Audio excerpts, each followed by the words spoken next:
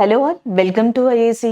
So ఈ వీడియోలో ఈరోజు షిఫ్ట్ 1 క్వశ్చన్స్ ఏవైతే మనకి కమెంట్ చేశారో సో అవి అండ్ మిగతావి ఓవరాల్గా ఒకసారి డిస్కస్ చేద్దాం. అలాగే ఆల్మోస్ట్ చాలా మంది స్టూడెంట్స్ మనకి సెక్షన్స్లో బాగా రెస్పాండ్ అయ్యి కింద కమెంట్స్ చేయడం జరిగింది. ఎగ్జామ్ రాసిన తర్వాత చాలా స్ట్రెస్ ఉంటుంది స్టూడెంట్స్కి. సో జనరల్గా స్ట్రెస్లో కూడా మనకి రెస్పాండ్ అయ్యి మిగతా వాళ్ళకి యూజ్ అవుతుంది అని చాలా మంది స్టూడెంట్స్ ఆల్మోస్ట్ కొంతమంది అయితే 15 క్వశ్చన్స్ 10 క్వశ్చన్స్ ఇట్లా గుర్తుపెట్టుకొని కమెంట్ చేయడం వచ్చి చెప్పడం ఇవన్నీ చేశారు. సో వాళ్ళని ఎప్రిషియేట్ చేయాలి. ఎందుకంటే ఇందులో ఆల్మోస్ట్ చాలా వరకు మ్యాక్సిమం ఎఫర్ట్ వాళ్ళదే ఉంది. ఎగ్జామ్లో అవి గుర్తుపెట్టుకొని ఎగ్జామ్ రాసిన తర్వాత సో ఈ రిలేటెడ్ వచ్చింది, కొంతమంది అయితే ఆప్షన్స్ చెప్పడం కానీ అండ్ వచ్చి ఇది వచ్చింది అని ఎక్స్ప్లెయిన్ చేయడం కానీ ఇవన్నీ చేశారు. సో దానివల్లే మనం ఈచ్ అండ్ ఎవ్రీ షిఫ్ట్లో కూడా మీకు మ్యాక్సిమం ఆ కంటెంట్ కానీ క్వశ్చన్స్ని కానీ ఇవ్వగలిగాం. ఆ ఎఫర్ట్స్ అన్ని కూడా స్టూడెంట్స్వే. సో ఇది ఎందుకంటే ఈరోజు మనకి లాస్ట్ షిఫ్ట్స్ జరుగుతున్నాయి కాబట్టి ఒకసారి వాళ్ళని ఎప్రిషియేట్ చేయాలి, అందుకని చెప్తున్నాం.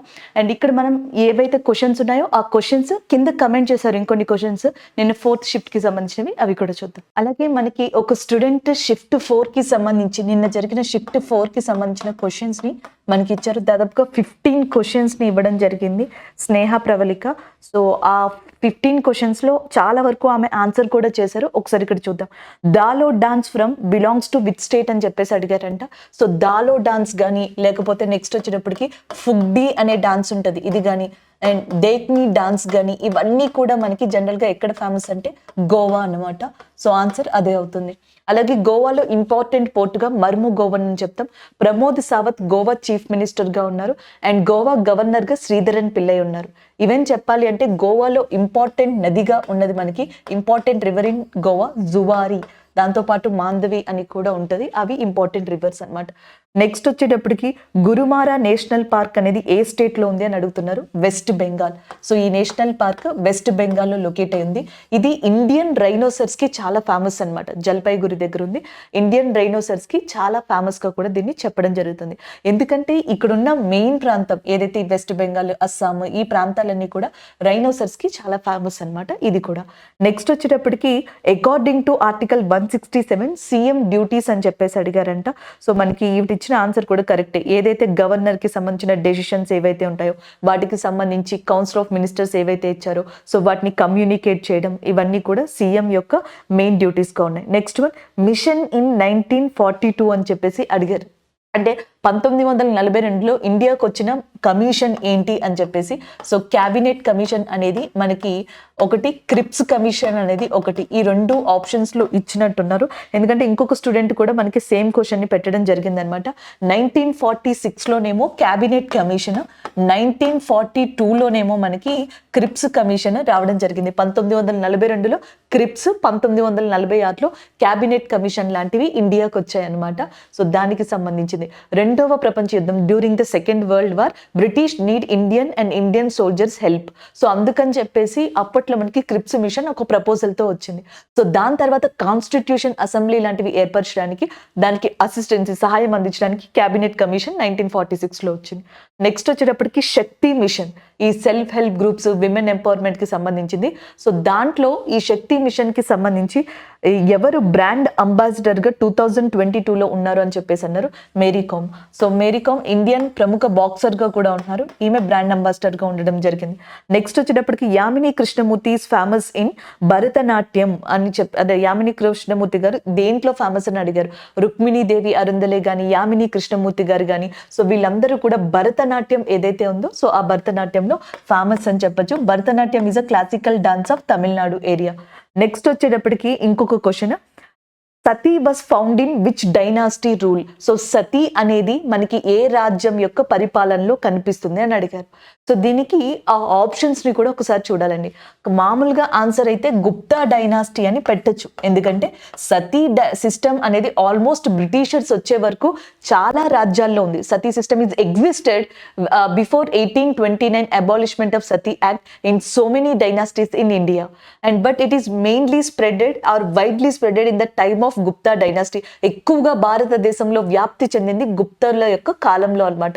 ఈవెన్ చెప్పాలి అంటే విజయనగర కింగ్డమ్ టైంలో కూడా మనకి సతీ సిస్టమ్ అనేది ఎగ్జిస్ట్ అయి ఉంది. ఇంకా చెప్పాలంటే మొఘల్స్ టైంలో అక్బర్ ఉన్నారు కదా, Akbar is the first person in this Mughal dynasty and who try to control Sati system in India. భారతదేశంలో ఒక మొఘల్ చక్రవర్తి సతిని కొంతవరకు కట్టడి చేయగలిగారు అంటే అది అక్బరే అనమాట. సో ఏ పర్సన్ కి ఇష్టం లేకుండా, ఏ వితంతువుకి ఇష్టం లేకుండా సతీ సిస్టమ్ అనేది మనకి పాటించకూడదు లాంటి కొన్ని మెయిన్ సడలింపులని మనకి ఆయన తీసుకురావడం జరిగింది ఇందులో. అలా చెప్పచ్చు. ఆన్సర్ ఆప్షన్స్ ని బట్టి ఉంటుంది. విలియం బెంటిక్ ఎవరైతే ఉన్నారో ఇండియాలో మనకి, సో విలియం బెంటిక్ యొక్క ఆధ్వర్యంలో 1829లో సతీ అబాలిషన్ యాక్ట్ అనే దాన్ని తీసుకొచ్చారు. ఇది తీసుకురావడానికి కారణం రాజా రామ్మోహన్ రాయ్. ప్రీవియస్ షిఫ్ట్స్ లో రాజా రామ్మోహన్ రాయ్ దేనికి ఫౌండర్ అని అడిగారు, బ్రహ్మ సమాజ్ ఫౌండర్ అడిగారు. సో నెక్స్ట్ వచ్చేటప్పటికి ఇంకొక క్వశ్చన్ చూద్దాం. Indian drummer who got Padma Shri in 2019. So answer వచ్చేటప్పటికి శివమణి. సో శివమణి గారి గురించి చాలా అడిగారు. శివమణి గారు ఏ మ్యూజికల్ ఇన్స్ట్రుమెంట్ కి సంబంధించి ఫేమస్ అని చెప్పి, మెయిన్ గా అయిన డ్రమ్మర్ కాబట్టి ఆన్సర్ కూడా అది అవుతుంది. ప్రీవియస్ షిఫ్ట్స్ లో కూడా ఈ క్వశ్చన్ అడిగారు. నెక్స్ట్ వన్ చూద్దాం. ఐపీఎల్ అనేది ఎప్పుడు స్టార్ట్ అయింది అని అడిగారంట. 2008లో. మీకు ఆల్రెడీ తెలిసిందే ఇండియన్ ప్రీమియర్ లీగ్ అనేది 2008లో స్టార్ట్ అయింది. అప్పట్లో రాజస్థాన్ రాయల్స్ ఎవరైతే ఉన్నారో సో వాళ్ళు ఫస్ట్ ఐపీఎల్ టైటిల్ ని తీసుకున్నారు. రీసెంట్ గా చెన్నై సూపర్ కింగ్స్ తీసుకుంది. నెక్స్ట్ వచ్చేటప్పటికి ఇండియన్ నెక్స్ట్ అయిపోయింది. ఫిఫా అండర్-17 విమెన్స్ వరల్డ్ కప్ అనేది ఎక్కడ జరిగింది అని అడిగారు. సో రీసెంట్ గా ఇండియాలో జరిగింది, దానికి సంబంధించింది. Next one physics question relating with units. Options given Tesla, candela ఇలా ఇచ్చారంట. సో మనకి టెస్లా అంటే మ్యాగ్నెటిక్ ఇన్ఫ్లెక్స్ కి సంబంధించింది టెస్లా అండి. ఈ ల్యూమినస్ ఇంటెన్సిటీ అంటే కాంతి యొక్క తీవ్రతకి సంబంధించింది క్యాండెలా, అండ్ అయస్కాంత తత్వ తీవ్రతకి సంబంధించింది టెస్లా. మరి క్వశ్చన్ ఏంటి అడిగారు అనేది మనకి తెలీదు, దాన్ని బట్టి ఆన్సర్ చేయాల్సి ఉంటుంది. నెక్స్ట్ వచ్చేటప్పటికి ఇంకొక question. Supreme court portal for instant transformation of bail and other orders. So supreme court cases కి సంబంధించిన రివ్యూస్ ని ఇన్ఫర్మేషన్ పెట్టడం కానీ, పాత కేసెస్ యొక్క డేటాని పెట్టడం కానీ, ఈ బెయిల్స్ ఇవన్నీ డిజిటలైజేషన్ కోసం ఒక ప్లాట్ఫామ్ ని తీసుకొచ్చింది. ఆ ప్లాట్ఫామ్ ని ఫాస్టర్ గా చెప్తారనమాట. సో ఎలక్ట్రానిక్ ట్రాన్స్ఫర్మేషన్ కోసం అని చెప్పేసి దీన్ని తీసుకురావడం జరిగింది. నెక్స్ట్ వచ్చేటప్పటికి question regarding to the article that explains about religious instructions in educational institution. మనకి ఫండమెంటల్ రైట్స్ అని చెప్పేసి ఉన్నాయి, ప్రాథమిక హక్కులు. These are located in the part 3 of constitution under the article of 12 to 35, and especially we have 7 fundamental rights and right now we have 6 fundamental rights. The right to property is removed from the fundamental rights, and అది article 300A లో మనకి పెట్టడం జరిగింది. అయితే ఇందులో right to freedom of religion కి సంబంధించి article 25 నుంచి 28 మధ్యలో ఉంటాయి. సో దీంట్లో మనం ఇండియాలో ఏ రిలీజియన్ అయినా ఫాలో అవ్వచ్చు. సో దానికి సంబంధించింది ఆర్టికల్ 25 లో ఉంటుంది. ఎడ్యుకేషనల్ ఇన్స్టిట్యూషన్ లో రిలీజియస్ ఇన్స్ట్రక్షన్స్ రిలీజియన్ కి సంబంధించి ఆర్టికల్ 28 లో మెన్షన్ చేయబడుతుంది అనమాట. దానికి సంబంధించిందిగా చెప్పొచ్చు. Next capital founded by that Alauddin Khilji అని చెప్పేసి ఇచ్చారు. సో 14th క్వశ్చన్ ఇంకొకటి ఇచ్చారండి. సో 14th క్వశ్చన్ లో statements given like below and asked mark the right one అని చెప్పేసి ఇచ్చారంట. Temperature difference is very less in Kerala during monsoon అని చెప్పేసి ఒకటి. Temperature difference between day and night is very less in Rajasthan and it always rains in the central India and monsoon related option. Option D మనకు తెలియట్లేదు, monsoon related అని చెప్పేసి వదిలేశారు. Next central ఇండియాలో ఎప్పుడు రెయిన్స్ కురుస్తాయంట మాన్సూన్ టైంలో, and temperature difference day and night is very less. రాజస్థాన్లో huge ఉంటుందండి టెంపరేచర్ డిఫరెన్స్ అనేది. రాజస్థాన్లో మార్నింగ్ కి ఈవినింగ్ కి చాలా హై ఉంటుంది, ఇక్కడ వెరీ లెస్ అన్నారు. ఆ ఆప్షన్ ని తీసేయచ్చు. Temperature difference is very less in Kerala during monsoon అని చెప్పేసి చెప్తున్నారు. సో టెంపరేచర్ కూడా కేరళలో డ్రాస్టికల్ గా మారుతుంది, అది కూడా మనం తీసుకోలేం మాన్సూన్ అరైవల్లో. ఇచ్చిన ఇంకొక 2 ఆప్షన్స్ క్లారిటీ లేవు. ఆ ఆప్షన్ డి ఏంటనేది తెలిస్తే గానీ ఆన్సర్ ని మనం చెప్పలేం. Capital founded by the Alauddin Khilji అంట, సిరి. సో సిరి అనే పట్టణాన్ని అల్లావుద్దీన్ ఖిల్జీ మనకి నిర్మించడం జరిగింది. ఇన్ఫాక్ట్ ఇక్కడ సిరి అనే ఒక ఫోర్ట్ ని కూడా కన్స్ట్రక్ట్ చేశారు ఆయన. కుతుబ్ మినార్ ఏదైతే మనకి కుతుబుద్దీన్ ఐబక్ ఇల్తుత్మిష్ లాంటి వాళ్ళు కలిసి నిర్మించారో, సో ఆ కుతుబ్ మినార్ కి కొంచెం in front of the Qutub Minar or near by the Qutub Minar ఈయన ఒక అలై దర్వాజా అనే దాన్ని కూడా కన్స్ట్రక్ట్ చేయడానికి ట్రై చేశారు. So that is about Alauddin Khilji. ఇంకా హౌస్ కాజ్ అలాంటి వాటిని కూడా హాస్ కాజ్ అని కూడా పిలవచ్చు, అలాంటి వాటిని కన్స్ట్రక్ట్ చేసింది కూడా అల్లావుద్దీన్ ఖిల్జీనే. So next one, who introduced the dual system in India? Robert Clive. So Robert Clive dual system అనే దాన్ని తీసుకొస్తే the first governor of Bengal or governor general of Bengal గా మారారు Warren Hastings. So Warren Hastings మనకి డ్యూయల్ సిస్టమ్ ని abolish చేశారు. తీసుకొచ్చింది Robert Clive, దాన్ని అబాలిష్ చేసింది మనకి వారెన్ హేస్టింగ్స్ గా చెప్పొచ్చు. సో ఇవి ఒక మనకి ఈ నిన్న వీడియోలో షిఫ్ట్ 4 కి సంబంధించి క్వశ్చన్స్ వచ్చినాయండి అవి. అలాగే కొంతమంది ఇచ్చారనమాట. నవీన్ గారని ఇంకొక పర్సన్ కమెంట్ చేశారు, 2011 census literacy rate descending order అడిగారంట. మనం అసెండింగ్ ఆర్డర్ చెప్పాం. కేరళ, హర్యానా, పంజాబ్, మధ్యప్రదేశ్ ఉన్నాయి చూసారా, అది అసెండింగ్ ఆర్డర్ కాదంటే డిసెండింగ్ ఆర్డర్. అండ్ అలాగే నెక్స్ట్ క్యాండెలా అనేది SI unit of luminous of intensity of light గా చెప్పొచ్చు అనమాట. దానికి ఓషన్స్ లో పసిఫిక్ లాంటివి చెప్పుకున్నాం కదా, అది కూడా అసెండింగ్ ఆర్డర్ అడగలేదంట, డిసెండింగ్ ఆర్డర్ అడిగారంట. అసెండింగ్ ఆర్డర్ అడిగితే Pacific Ocean, Atlantic Ocean, Indian Ocean, Southern Ocean, Arctic Ocean. Descending order అడిగితే బ్యాక్ నుంచి ఫ్రంట్ కి రావాలన్నమాట. సో అలాంటి క్వశ్చన్స్ అడిగారు. అండ్ నెక్స్ట్ వచ్చేటప్పటికి మనకి ఇవి మనకి అడిగినవి 1942లో ఏ కమిషన్ అని చెప్పేసి అడిగారంటే మనకి క్రిప్స్ మిషన్ అనేది. This is all about this questions. And next మనకి ఈ రోజు షిఫ్ట్ 1లో ఉన్న క్వశ్చన్స్ చూద్దాం. సో ఇక్కడ ఫస్ట్ క్వశ్చన్ చూడండి, తమిళనాడు న్యూ ఇయర్ ని ఏమని చెప్పేసి పిలుస్తారంట? సో తమిళనాడు న్యూ ఇయర్ ని పుట్టనాడు అని చెప్పేసి పిలుస్తారు. ఆన్సర్ ఇది అవుతుంది. Tamil Nadu new year is called as అనేది క్వశ్చన్. పుత్తనాడ్ లేదా పుత్తనాడు ఏదైతే ఉందో అది ఆన్సర్ అవుతుంది. సాధారణంగా తమిళనాడు అంటే మనకి గుర్తొచ్చేది ఏంటి? ఒకటి పొంగల్ అని చెప్పేసి ఉంటుంది, అది కానీ లేకపోతే జల్లికట్టు అని ఇంకొకటి ఉంటుంది. సో ఇలాంటివి గుర్తొస్తూ ఉంటాయి. జల్లికట్టు గురించి మీకు ఆల్రెడీ తెలిసిందే, one of the largest and biggest race గా కూడా దీన్ని చెప్తాము. అయితే దీన్ని పక్కన పెడితే పొంగల్ మన హార్వెస్టింగ్ ఫెస్టివల్ అంటాం. అంటే సంక్రాంతి టైంలో పంట చేతికొచ్చే టైంలో మనం ఎలా అయితే సెలబ్రేట్ చేసుకుంటామో, ఈవెన్ శ్రీలంకలో కొన్ని ప్రాంతాల్లో కూడా ఈ పొంగల్ని సెలబ్రేట్ చేసుకుంటారంట. తమిళనాడు మొత్తం కూడా దీన్ని సెలబ్రేట్ చేసుకోవడం జరుగుతుంది దానికి. బట్ న్యూ ఇయర్ ని మాత్రం పుత్తనాడు అని చెప్పేసి పిలుస్తారు. ఇండియాలో న్యూ ఇయర్స్ ని డిఫరెంట్ నేమ్స్ తో పిలుస్తారు. ఫర్ ఎగ్జాంపుల్, బిహు ఫెస్టివల్ అనేది ఏ రాష్ట్రంలో సెలబ్రేట్ చేసుకుంటారంటే అస్సాం. ఈ అస్సాంలో ఈ బిహు ఫెస్టివల్ ని సంవత్సరంలో 3 సార్లు జరుపుకుంటారు. ప్రీవియస్ షిఫ్ట్స్ లో కూడా ఇదే క్వశ్చన్ అడిగారు. So Bihu festival in Assam celebrated how many times in a year? So answer is 3. ఎందుకంటే దీంట్లో భోగ బిహు అని రాశాను కదా, భోగ బిహుతో పాటుగా కత్తి బిహు అని చెప్పేసి ఒకటి, మాఘ బిహు అని చెప్పేసి ఇంకొకటి ఉంటాయి. డిఫరెంట్ సందర్భాల్లో వీటిని మనకి సెలబ్రేట్ చేస్తారు. ఈ భోగ బిహు అనేది న్యూ ఇయర్ ఆఫ్ అస్సాం కింద సెలబ్రేట్ చేసుకుంటారు. నెక్స్ట్ వన్, అండ్ గుడి పడ్వా అనే ఫెస్టివల్, న్యూ ఇయర్ ఫెస్టివల్, ఇది మరాఠీ లేదా మహారాష్ట్రలో సెలబ్రేట్ చేసుకుంటారు. పంజాబ్ లో న్యూ ఇయర్ కి సంబంధించి బైసాఖీ లాంటి దాన్ని సెలబ్రేట్ చేసుకుంటారు. అలాగే వెస్ట్ బెంగాల్లో అయితే అక్కడ కూడా బైసాఖీనే పోలే బైసాఖీ అనేది సెలబ్రేట్ చేస్తారు. అలాగే నెక్స్ట్ బెస్తు వారాస్ అనేది కూడా మనకు ఒక డిఫరెంట్ స్టేట్, అంటే గుజరాత్ లో దీన్ని సెలబ్రేట్ చేసుకుంటారు అనమాట డిఫరెంట్ నేమ్ తో. గుజరాత్ లో న్యూ ఇయర్ టైం కి బెస్తు వారాస్ అనేది సెలబ్రేట్ చేస్తారు. కశ్మీర్ లో అనుకోండి నవేరా అనే దాన్ని సెలబ్రేట్ చేస్తారు. అండ్ ఇస్లామిక్ క్యాలెండర్ ప్రకారం న్యూ ఇయర్ అనేది హిజ్రీగా తీసుకుంటారంట వాళ్ళు ఆ ఫెస్టివల్ గా. సో ఇలా మనకి డిఫరెంట్ టైప్స్ లో ఉంటది. ఆన్సర్ ఇలా పెట్టాల్సి ఉంటుంది. న్యూ ఇయర్ ఫెస్టివల్స్ అనమాట. మనకైతే ఉగాది ఇలాంటివి చెప్తాం కదా అలా. నెక్స్ట్ వచ్చేటప్పటికి ఈ తమిళనాడుకి సంబంధించి ఇంకేం గుర్తు పెట్టుకోవచ్చు, మనం ఏం గుర్తు పెట్టుకునే ఛాన్సెస్ ఉన్నాయి స్టాటిక్ జీకేకి సంబంధించి. ఒకటి వచ్చేటప్పటికి మధుమలై అనే నేషనల్ పార్క్ ఉందన్న. మధుమలై లేదా మధుమడై అని కూడా అంటారు. సో ఈ నేషనల్ పార్క్ తమిళనాడు దగ్గర ఉంది. రీసెంట్ గా ఆస్కార్ కి సంబంధించి 2023లో ఇండియాకి 2 అవార్డ్స్ వచ్చాయి. అందులో ఒకటి డాక్యుమెంటరీకి సంబంధించి వచ్చింది. ఆ డాక్యుమెంటరీ మధుమలైలో ఉన్న ఒక ఎలిఫెంట్ ని, అక్కడ ఉన్న ట్రైబ్స్ లో ఒక కపుల్ ని తీసుకొని మనకి నరేట్ చేసిందంట. అది ఒకటి. నెక్స్ట్ వన్, సత్యమంగళం అనే ప్లేస్ ఇండియాలో చాలా famous.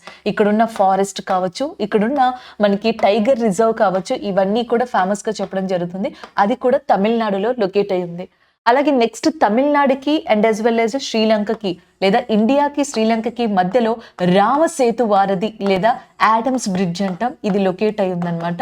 So one of the popular and historical place గా కూడా చెప్తాం. ఇది మనకి తమిళనాడులో పంబన్ ఐలాండ్ అని ఉంటుంది. తమిళనాడులో we have a important island Pamban. ఈ పంబన్నే రామేశ్వరం ఐలాండ్ అని కూడా పిలవచ్చు. మీకు ఎగ్జామ్స్ లో రామేశ్వరం ఐలాండ్ అని కనిపించిన పంబన్ ఐలాండ్ అని కనిపించినా ఒకటే అన్నమాట. సో ఈ ఐలాండ్కి మీరు వెళ్తున్నప్పుడు ట్రావెల్ చేస్తున్నప్పుడు ఎగ్జాక్ట్గా లాస్ట్ మోస్ట్ పాయింట్గా ధనుష్ కోటి అనేది కనిపిస్తుంది. సో దాన్ని దాటగానే యాడమ్స్ బ్రిడ్జ్ స్టార్ట్ అవుతుంది. అది శ్రీలంకని కలుపుతుంది అనమాట. ఈ యాడమ్స్ బ్రిడ్జ్ గురించి మనం ఆల్రెడీ డిస్కస్ చేసుకున్నాం. సెడిమెంటరీ రాక్స్ ఏవైతే ఉన్నాయో అవక్షేపణ శిలలు, సో వాటితో మనకి ముడిపడి ఉంది అని చెప్పేసి. సో ఇలా వీటిని గుర్తుపెట్టుకోవడానికి ట్రై చేయండి. This is all about Tamil Nadu area. తమిళనాడులో హిల్ స్టేషన్స్ ఏంటి అని అడిగితే తమిళనాడులో ఇంపార్టెంట్ హిల్ స్టేషన్స్ గా ఊటీ అనే దాన్ని చెప్పొచ్చు, కొడైకెనాల్ ఏదైతే ఉందో సో దాన్ని చెప్పొచ్చు. ఇవన్నీ కూడా తమిళనాడులో ఇంపార్టెంట్ హిల్ స్టేషన్స్. ఇంకా చెప్పాలంటే లేక్స్, మనం ఏం మాట్లాడతాం లేక్స్ అంటే ఉల్లార్ లేక్, దామ్ లేక్, భీమ్తల్ లేక్, నైనటల్, లేకపోతే కొల్లేరు, ఇలా ఏవైతే లేక్స్ మాట్లాడతామో అలాగే తమిళనాడులో లార్జెస్ట్ ఆర్టిఫిషియల్ లేక్ అన్నమాట. ఇది మానవులచే నిర్మించబడిందని చెప్తారు. కొడైకెనాల్ తమిళనాడులో ఉంది. తమిళనాడులో కోస్టల్ ఏరియా పేరు వచ్చేటప్పటికి కోరమండల్ అంటారు. ఒకప్పుడు దీన్ని చోళమండల్ అని చెప్పేసి పిలిచేవాళ్ళంట. చోళాస్ దీన్ని డెవలప్ చేశారంట. ఈ కోరమండల్లో ఇంపార్టెంట్ పోర్టుగా ఉన్నది చెన్నై పోర్ట్ అనేదాన్ని చెప్తాం అనమాట. ఈ Chennai port eastern coastal area, తూర్పు తీర ప్రాంతంలో అత్యంత పురాతనమైన పోర్టుగా చెప్తాం. ఇండియాలో ముంబై పోర్టు తర్వాత ద సెకండ్ బిజియెస్ట్ పోర్టుగా చెన్నై పోర్ట్ని చెప్పడం జరుగుతుంది. అలాగే తమిళనాడులో ఈ కోరమండల్ కోస్టల్ ఏరియా ఉంది చూసారా, ఇది. సో ఎగ్జాక్ట్గా ఇటువైపు సతీష్ ధావన్ సెంటర్ అనేది ఉంటుంది ఆంధ్రప్రదేశ్ దగ్గర. Sharks, Sriharikota rocket launching centre, Satish Dhawan space centre అంటాం కదా, షార్క్ అనేది ఉంటుంది. సో ఇటువైపు మనకి తమిళనాడు కోరమండల్ ఏరియా. ఎగ్జాక్ట్గా ఈ రెండింటి మధ్యలో మనకి పులికాట్ సరస్సు, పులికాట్ లేక్ అనేది కూడా ఉంటుంది. తెలంగాణకి ఆంధ్రప్రదేశ్కి సంబంధించి తెలుగు గంగా ప్రాజెక్ట్ అనేది కూడా ఉంది. So this is all about Tamil Nadu static GK few information. Next one చూద్దాం. So next one Kelucharan Mohapatra. ఈ క్వశ్చన్ చాలా సార్లు ఎస్ఎస్సిలో ఇప్పుడు జరిగిన షిఫ్ట్స్ లో రిపీట్ అయిందనమాట. సో కేలు చరణ్ మోహపాత్ర బేసిక్ గా ఒడిస్సా రాష్ట్రానికి సంబంధించిన వ్యక్తి. He's belongs to Odisha state గా చెప్తాం. అండ్ ఒడిస్సీ డాన్స్ లో కూడా ఫేమస్ వ్యక్తి. ఒడిస్సా యొక్క క్లాసికల్ డాన్స్ గా ఒడిస్సీ అనే దాన్ని చెప్పడం జరుగుతుంది.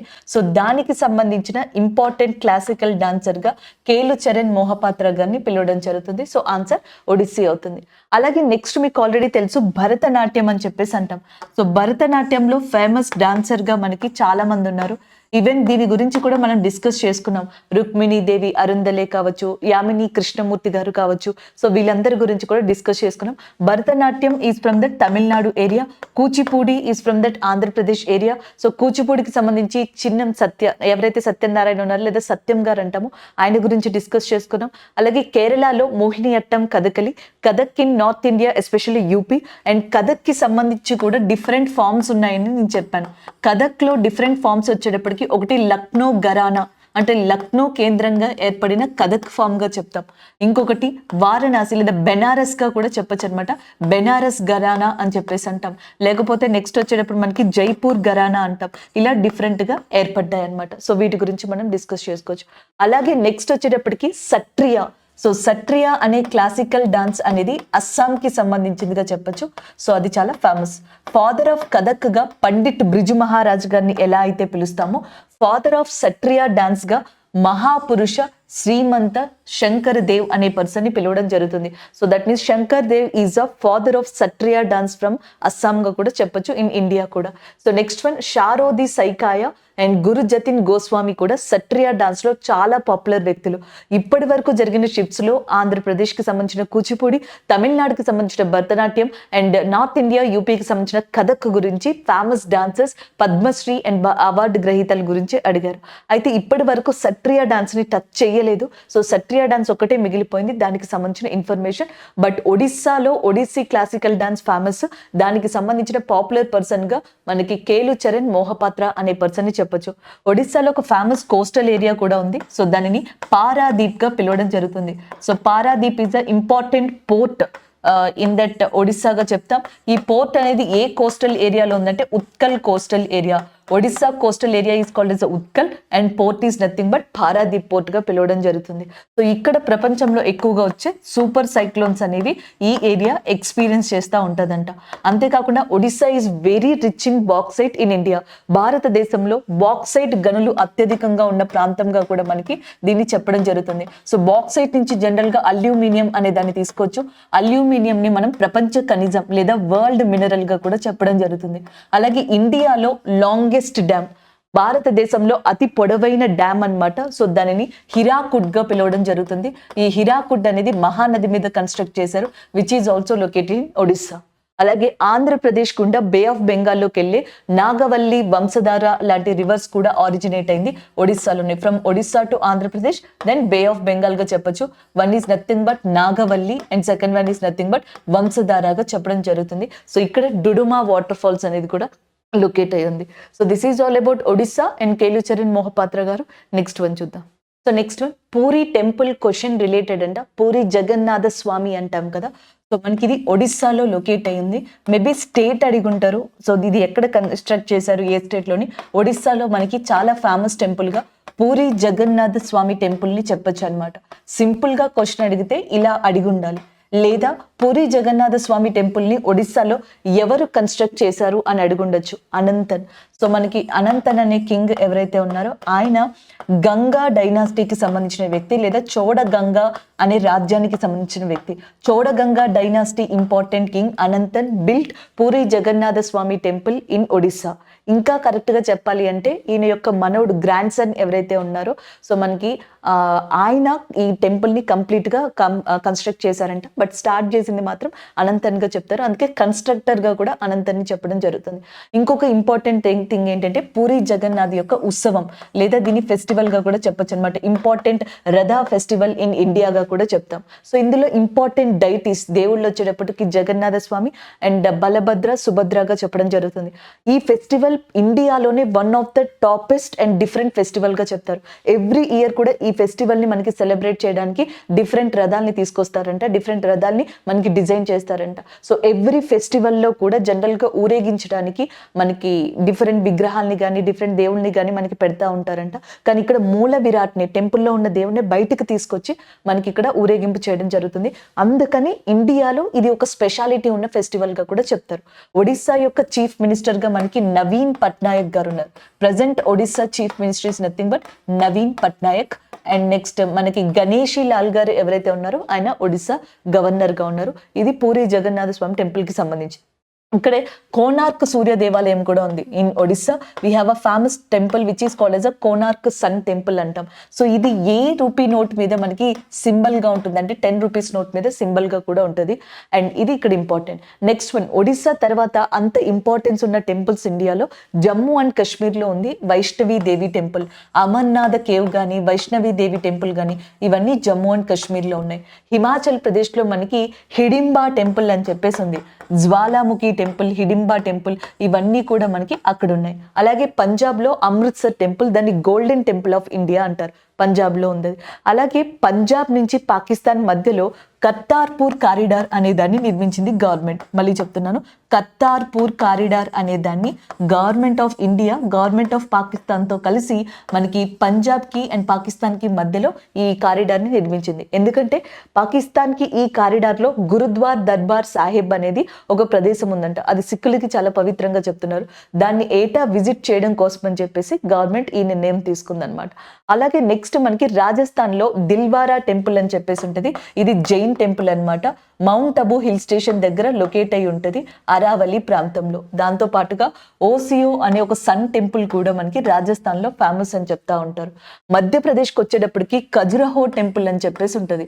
సో ఖజురహో టెంపుల్ అనేది యునెస్కో యొక్క వారసత్వపు ప్రదేశం కూడా, యునెస్కో వరల్డ్ హెరిటేజ్ సైట్ గా ఉంది. ఈ ఖజురహోలో గ్రూప్ ఆఫ్ టెంపుల్స్ ఉన్నాయి. ఇందులో లక్ష్మణ టెంపుల్ అనేది భారతదేశంలోనే ఆర్కిటెక్చర్ లో వన్ ఆఫ్ ద ఫైనెస్ట్ గా కూడా చెప్తా ఉంటారు. ఇంకపోతే గుజరాత్ లో సోమనాథేశ్వర టెంపుల్ ఏదైతే ఉందో అది ఫేమస్ గా చెప్తారు. గజని దీన్ని అటాక్ చేసినట్టుగా కూడా చెప్పడం జరుగుతుంది. దీని యొక్క కౌన్సిల్ ట్రస్ట్ చైర్మన్ గా ప్రైమ్ మినిస్టర్ ఆఫ్ ఇండియా ఉన్నారు ప్రెసెంట్. అలాగే ఈ సోమనాథేశ్వర ఆలయాన్ని భీమాస్ ఎవరైతే ఉన్నారో సో వాళ్ళు కట్టించారనమాట.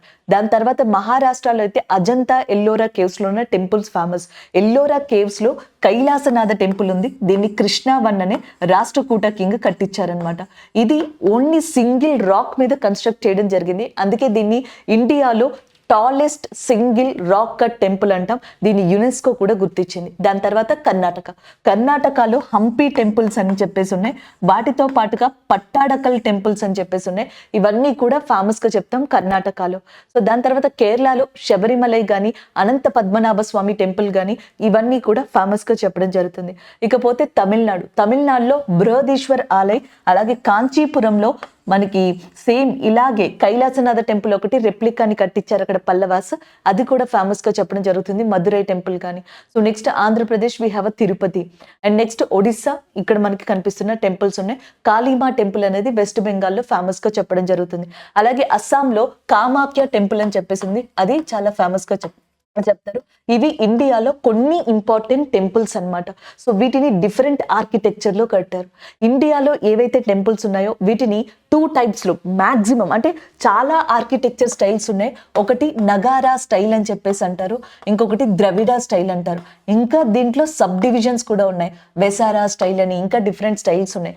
నగారా స్టైల్ అంటే most of the north part of India temples, అంటే మనకి ఉత్తర భారతదేశంలో ఉన్న చాలా ఆలయాల్ని నగారా స్టైల్లో కట్టించారు. అలాగే నెక్స్ట్ దక్షిణ భారతదేశంలో ఉన్న చాలా ఆలయాల్ని ద్రవిడియన్ స్టైల్లో కట్టించడం జరిగిందనమాట. సో ఈ రెండిటి మధ్యమంలో ఈ రెండు కూడా మనకి మిక్స్ చేసి ఏవైతే ఈ 2 లక్షణాలు ఉన్న టెంపుల్స్ ఉన్నాయో వాటిని వెసారా స్టైల్ అని, ఇంకా డిఫరెంట్ స్టైల్స్ గా కూడా మనకి చెప్పడం జరుగుతుంది. So this is all about temple architecture. Next one చూద్దాం. So next cricket related, in T20 match a bowler can bowl maximum how many overs అని అడుగుతున్నారు. వన్డే ఇంటర్నేషనల్ లో అయితే మీకు జనరల్ గా తెలుసు 10 ఓవర్స్ ఒక బౌలర్ మాక్సిమం మనకి బౌలింగ్ చేసేది 10 ఓవర్స్ అనమాట. అదే కనుక మనకి T20 అయితే అది 4 ఓవర్స్ కదండి. జనరల్ గా ఇలాంటి క్వశ్చన్స్ ఇస్తే 90% మీరు ఆన్సర్ చేయగలరు క్రికెట్ కి రిలేటెడ్ గా అయితే. సో ఈ క్వశ్చన్ అడిగారంటే 4 ఓవర్స్ అనేది ఇక్కడ కరెక్ట్ గా ఆన్సర్ అవుతుంది. నెక్స్ట్ వన్ చూద్దాం. So next one chemistry related question అండి. సెకండరీ ఆల్కహాల్ అని చెప్పేసి దేన్ని పిలుస్తారని అడుగుతున్నారు. సెకండరీ ఆల్కహాల్ అని మనకి పిలిచేది ఐసోప్రొపైల్ ఆల్కహాల్. ఐసోప్రొపైల్ ఆల్కహాల్ ని సెకండరీ ఆల్కహాల్ గా పిలుస్తారు. దీన్ని ప్రొపైలిన్ గ్యాస్ అనే దాంతో మనకి మ్యానుఫ్యాక్చర్ చేస్తారంట. ఆల్కహాల్ అనేది బేసికల్ గా మనకి 4 టైప్స్ లో కనిపిస్తుందంట. ఒకటి వచ్చేటప్పటికి ఇథైల్ ఆల్కహాల్ అంటారు, కేవలం ఇథైల్ ఆల్కహాల్. సో ఈ ఇథైల్ ఆల్కహాల్ అనేది మనకి చెరుకు యొక్క పిప్పి నుంచి తయారు చేయడం జరుగుతుంది, లేదా షుగర్ కేన్ వేస్టేజ్ ఉంటుంది కదా, దాన్ని ఫెర్మెంటేషన్ ప్రాసెస్ ని తీసుకొని అక్కడి నుంచి ఇథైల్ ఆల్కహాల్ ని తయారు చేస్తారు. ఇథైల్ ఆల్కహాల్ ని జనరల్ గా మనకి గ్రెయిన్ ఆల్కహాల్ అని కూడా పిలుస్తారు. గ్రెయిన్ ఆల్కహాల్ అన్న ఇథైల్ ఆల్కహాల్ అన్న ఒకటి వైన్, బీర్ లాంటి వాటిలో తయారు చేయడానికి దీన్ని యూజ్ చేస్తారు అనమాట. ఈ ఇథైల్ ఆల్కహాల్ తర్వాత సెకండ్ టైప్ ఇంకొకటి వచ్చేటప్పటికి సింథటిక్ ఇథైల్ ఆల్కహాల్ అంటాం, ఇంకొక రకం ఇది. ఈ సింథటిక్ ఇథైల్ ఆల్కహాల్ ని మనకి మెయిన్ గా శానిటైజర్స్, పర్ఫ్యూమర్స్ వీటిలో యూజ్ చేస్తారనమాట. అండ్ ఇంకొకటి వచ్చేటప్పటికి డీనేచర్డ్ ఆల్కహాల్ అంటాం. దీనిని మనకి ఏదైనా వాష్ చేయడానికి, టైల్స్ వాష్ చేయడానికి కానీ, స్ట్రెయిన్స్ మరకలు ఏమన్నా ఉంటే వాష్ చేసే లిక్విడ్స్ ఉంటాయి చూసారా, అలాంటి దాంట్లో మనకి డీనేచర్డ్ ఆల్కహాల్ అనేది యూజ్ చేస్తారు. Denatured alcohol, synthetic ethyl alcohol, ethyl alcohol. So అలాగే నెక్స్ట్ ఐసోప్రొపైల్ ఆల్కహాల్. ఐసోప్రొపైల్ ఆల్కహాల్లో కొంచెం పాయిజనస్ నేచర్ ఉంటుందంట. నెయిల్ పాలిష్ రిమూవర్స్ అంటారు చూసారా, సో ఈ నెయిల్ పాలిష్ రిమూవర్స్ లో దీన్ని యూజ్ చేస్తారంట. అండ్ నెక్స్ట్ ఈ ఐసోప్రొపైల్ ఆల్కహాల్ ని వాటర్ తో మిక్స్ చేశారనుకోండి, అప్పుడు వచ్చేది మనకి రబ్బింగ్ ఆల్కహాల్ గా చెప్తారంట. సో ఇవి టైప్స్ ఆఫ్ ఆల్కహాల్స్. దీంట్లో ఐసోప్రొపైల్ ఆల్కహాల్ అనేది సెకండరీ ఆల్కహాల్ అనమాట, ఇది ప్రైమరీ ఆల్కహాల్ అవుతుంది. సో కాబట్టి ఇది కరెక్ట్ ఆన్సర్ అవుతుంది, ఐసోప్రొపైల్ ఆల్కహాల్ అనేది. మరి అక్కడ ఇచ్చిన క్వశ్చన్ ని బట్టి కూడా ఉంటుంది. మేబీ ఎగ్జాంపుల్స్ ఇచ్చారా, క్వశ్చన్ ఎట్లా ఫ్రేమ్ చేశారు అవి మనకి తెలియదు. సింపుల్ గా మనకి ఒక స్టూడెంట్ ఇది గుర్తు పెట్టుకుంటారు కదా పదం, అది చెప్పేస్తారు మనకి సెకండరీ ఆల్కహాల్ మీద వచ్చింది, ఆల్కహాల్ రిలేటెడ్ వచ్చింది అని చెప్పి. సో అందుకని ఎక్స్ప్లెయిన్ చేయాల్సి వచ్చింది. ఇది కెమిస్ట్రీ రిలేటెడ్. నెక్స్ట్ వన్ చూద్దాం.